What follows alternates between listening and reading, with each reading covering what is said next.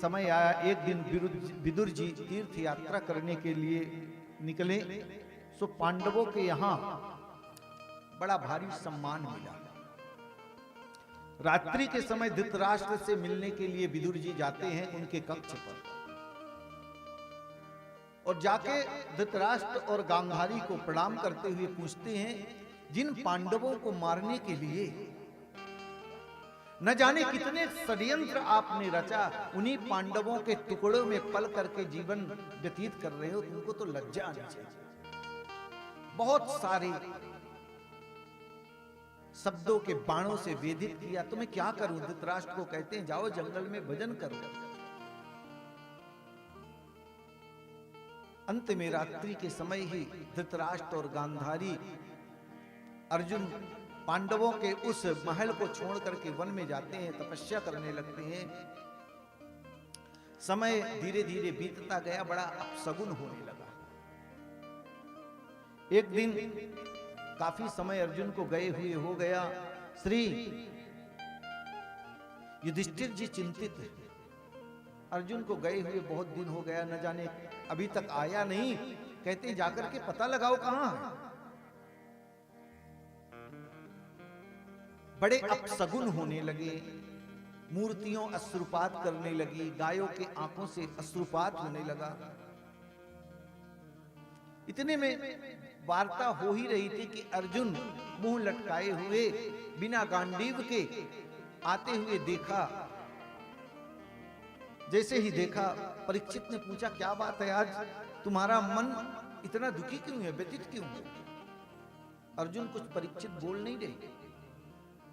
वंचितो हम महाराज हरिणा बंधुरूपिणा, एन में प्रहृतम तेजो देव विस्पापनम महत। चरणों में गिर पड़ते हैं, क्षमा करे प्रभु, क्षमा करे, क्या हुआ? आज तुम्हारे हाथ से किसी ब्राह्मण का वध तो नहीं हो गया? किसी शरणागत की तुमने आए हुए रक्षा करने में असमर्थ तो नहीं हो गए? किसी अबला का की रक्षा करने से तुम वंचित तो नहीं रह गए? प्रश्नों की झड़ी लगा दी। युधिष्ठिर जी के प्रश्नों का कोई जवाब नहीं दे रहे श्री अर्जुन चरणों में गिर के कहते हैं, क्या बतलाऊं? जिन प्रभु की कृपा से मैंने खांडव वन का दहन किया, युद्ध में भोलेनाथ को प्रसन्न किया, उस कौरव और पांडव रूपी सेना में, कौरवों की सेना में भीष्म पितामह, द्रोणाचार्य, कृपाचार्य, कर्ण जैसे महायोद्धा थे। हमारी सेना में तो सिर्फ 5 ही थे, हम गिनते। जिन प्रभु की चरण शरण ग्रहण हमने की तो विशाल कौरव रूपी सागर को पार कर गए। आज वही प्रभु हमको छोड़ करके चले गए। जैसे ही ये आवाज परीक्षित युधिष्ठिर के कर्णपुटों में गई, पूछने लगते, क्या बोल रहे हो? अर्जुन विलाप करने लगते हैं, भैया जिस गांडीव की प्रत्यंचा चढ़ाने में मेरे को निमिष मात्र समय नहीं लगता था, आज समय तो देखो वही गांडीव मेरे से उठ नहीं रहा। प्रत्यंचा की तो बात छोड़ो, अब तो हम मान गए जो कुछ भी था, जो कुछ भी हुआ, सब उन्हीं गोविंद की कृपा से ही हुआ।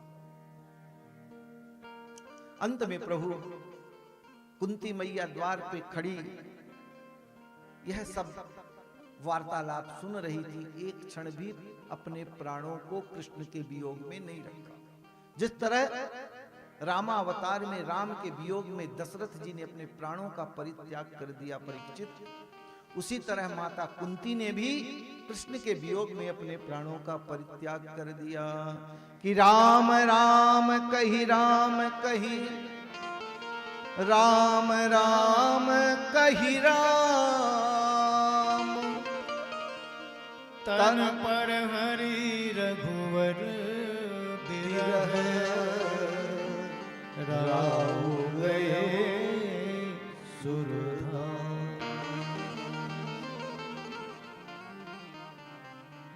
एक क्षण भी परीक्षित माता ने अपने प्राणों को नहीं धारण किया, त्याग दिया।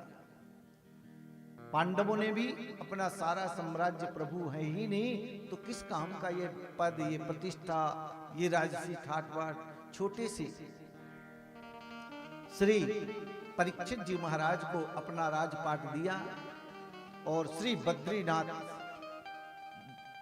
धाम की ओर प्रस्थान करते हैं पांचों पांडव, साथ में द्रौपदी, और अपने प्राणों का वहीं पर परित्याग करते हुए सशरीर कहते हैं सिर्फ युधिष्ठिर जी ही जो है वैकुंठ गए थे।